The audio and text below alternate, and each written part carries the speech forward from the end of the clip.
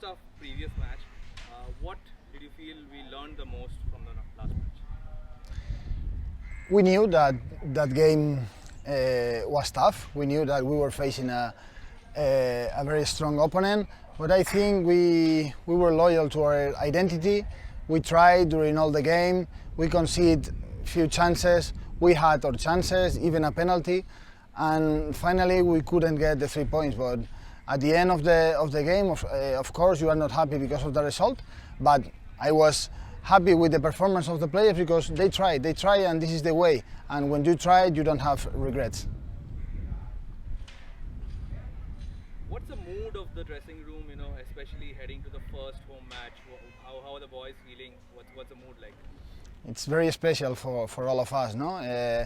Unluckily, the first 3 games we play away because of the World Cup, and now we have the chance again of playing in front of our fans. So we are excited to make them happy, to play a good game, and to get 3 points for them. Incidentally, the last time there was crowd, it was your last game as an FC Goa player. Now you, as we head out for the first match that FC Goa comes back to the stadium, it's your first home match as a coach. How do you feel about playing in front of the home fans and going back to the stadium?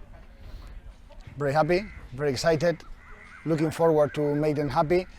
Easy like that, no? The last time I played was a very special game, was a very emotive game that day. Finally we lost, but it was an amazing environment, no? And now we know that fans are waiting for this moment from a lot of time ago, no? So it's very special for us, and as I said to you before, we are looking forward to make them happy.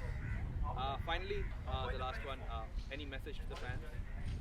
Yeah, that together we are stronger. We have to do Fatorda a fortress, because it's very important their support for us, and together we are stronger.